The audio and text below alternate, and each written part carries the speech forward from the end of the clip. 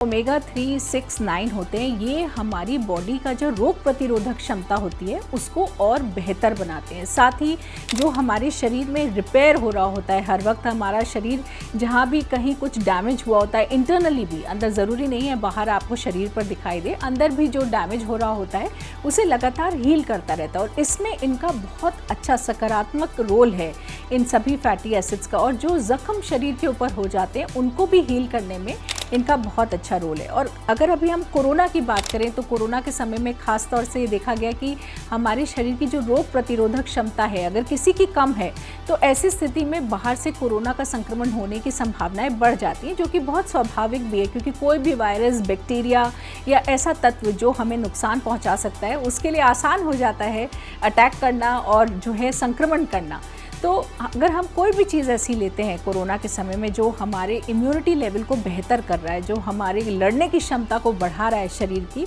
तो वो सब चीज़ें हमें फ़ायदा करती हैं। और इसीलिए ओमेगा 3 और 6 जो होते हैं वो हमारी रोग प्रतिरोधक क्षमता को और मजबूत बनाते हैं, ताकि अगर हमें संक्रमण हो भी, अगर कोरोना हम तक पहुंचता भी है तो भी हमें इन्फेक्शन ना हो, और अगर हो जाए तो ज़्यादा तीव्र ना हो और हम उससे अच्छे से लड़ सकें। इसलिए इन चीज़ों को हमें अपने डाइट में इंक्लूड करना चाहिए और हमेशा के लिए करना चाहिए, आज के समय के लिए नहीं, केवल 1 महीना 2 महीना के लिए नहीं, बल्कि हमें अपनी डाइट के लिए हमेशा कॉन्शियस रहना चाहिए ताकि हमारी जो इम्यूनिटी है वो अच्छी रहे। और ये एक लगातार प्रक्रिया है जो हमें करनी ज़रूरी है। इम्यूनिटी एक दिन में नहीं बना सकते, ये एक निरंतर प्रयास है जो हमें करते रहना चाहिए ताकि हमारी बॉडी स्ट्रांग रहे। सबसे ज़रूरी है कि जो आहार हम ले रहे हैं, जो खाना हम खा रहे हैं, वो हमें देखना ज़रूरी है कि उसमें अच्छी मात्रा में ओमेगा 3 और ओमेगा 6 होना चाहिए, क्योंकि ये ऐसे फैटी एसिड्स हैं जो हमारा शरीर खुद से स्वाभाविक तौर से बना भी नहीं सकता, तो ये हमें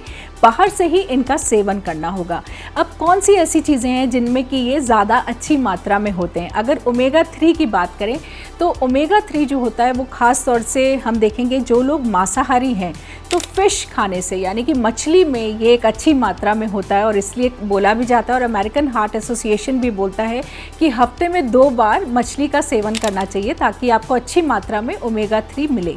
वहीं जो लोग शाकाहारी हैं वो भी उनके लिए भी बहुत सारे ऑप्शंस हैं, जैसे अखरोट है, पालक है, उसके अलावा जो हमारी सीड्स होती हैं, सबसे ज़्यादा अच्छी मात्रा में ओमेगा 3 होता है अलसी के बीजों में, तो अलसी के जो बीज होते हैं, उसके अलावा चिया सीड्स हैं, हेम्प सीड्स हैं, इन सब चीज़ों में अच्छी मात्रा में जो है ओमेगा 3 होता है, तो इनका सेवन जो है हमें बढ़ाना चाहिए। जैसे सहजन की पत्तियां होती हैं उनमें भी अच्छी मात्रा में ओमेगा 3 होता है। उसके अलावा ओमेगा 6 जो होता है वो खासतौर से हमारे वेजिटेबल ऑयल्स में होता है, जो हम खाने में इस्तेमाल करते हैं। तो अक्सर क्या होता है कि ओमेगा 6 तो अच्छी मात्रा में फिर भी शरीर में पहुंच जाता है, लेकिन ओमेगा 3 अच्छी मात्रा में नहीं पहुंचता है। इसलिए हमें कोशिश करनी चाहिए कि हम ऐसी चीज़ों का सेवन करें जिसमें ओमेगा 3 ज़्यादा हो। वहीं जो बहुत सारे अनुसंधान हुए हैं उनके मुताबिक भी हमें ये कोशिश करनी चाहिए कि जो ओमेगा 6 और ओमेगा 3 का रेशियो है, जो चीज़ें हम खा रहे हैं, वो लगभग जो है 1 से 4 होना चाहिए। यानी कि अगर आप एक सर्विंग